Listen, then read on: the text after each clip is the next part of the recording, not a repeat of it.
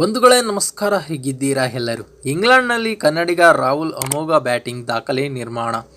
ಭಾರತದ ಹಾಗೂ ಇಂಗ್ಲೆಂಡ್ ನಡುವಣ 4ನೇ ಟೆಸ್ಟ್ ಪಂದ್ಯ ಮ್ಯಾಂಚೆಸ್ಟರ್ನಲ್ಲಿ ನಡೆಯುತ್ತಿದೆ.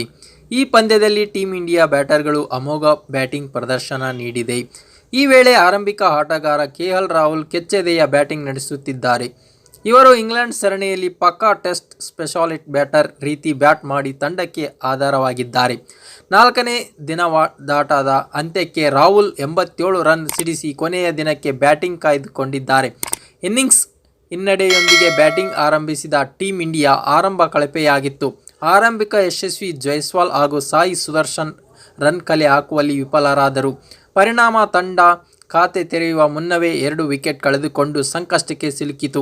ಈ ವೇಳೆ ಭಾರತದ ಪರ ಕೆಎಲ್ ರಾಹುಲ್ ಹಾಗೂ ನಾಯಕ ಶುಭಮನ್ ಗಿಲ್ ಉತ್ತಮ ಜೊತೆಯಾಟ ಕಾಣಿಕೆ ನೀಡಿದರು.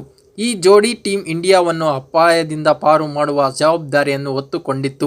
ಕೆಎಲ್ ರಾಹುಲ್ ಅವರು ಅರ್ಧಶತಕದ ಬಲದಿಂದ ಹಲವು ದಾಖಲೆಗಳನ್ನು ಬರೆದರು.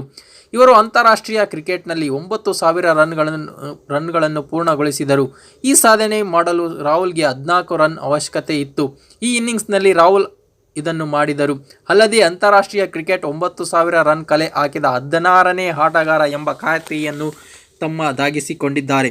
ಇವರಿಗೆ ಮೊದಲು ಸಚಿನ್ ತೆಂಡೂಲ್ಕರ್, ವಿರಾಟ್ ಕೊಹ್ಲಿ, ರಾಹುಲ್ ದ್ರಾವಿಡ್, ರೋಹಿತ್ ಶರ್ಮಾ, ಸೌರವ್ ಗಂಗೂಲಿ, MS ಧೋನಿ, ವೀರೇಂದ್ರ ಸೆಹ್ವಾಗ್, ಮೊಹಮ್ಮದ್ ಅಜರುದ್ದೀನ್, ಸುನಿಲ್ ಗವಾಸ್ಕರ್, ಯುವರಾಜ್ ಸಿಂಗ್, VVS ಲಕ್ಷ್ಮಣ್, ಶಿಖರ್ ಧವನ್, ದಿಲೀಪ್ ವೆಂಗಸರ್, ಗೌತಮ್ ಗಂಭೀರ್ ಮತ್ತು ಕಪಿಲ್ ದೇವ್ ಈ ಸಾಧನೆ ಮಾಡಿದ್ದಾರೆ. ಮತ್ತೊಂದು ದಾಖಲೆ ಬರೆದ ಕೆಎಲ್ ರಾಹುಲ್ ಇಂಗ್ಲೆಂಡ್ನಲ್ಲಿ ಭಾರತೀಯ ಆರಂಭಿಕರಾಗಿ ಟೆಸ್ಟ್ ಕ್ರಿಕೆಟ್ನಲ್ಲಿ 50ಕ್ಕೂ ಹೆಚ್ಚು ರನ್ ಬಾರಿಸಿದ 2ನೇ ಆರಂಭಿಕ ಆಟಗಾರ ಎಂಬ ಖ್ಯಾತಿಗೆ ಪಾತ್ರರಾಗಿದ್ದಾರೆ.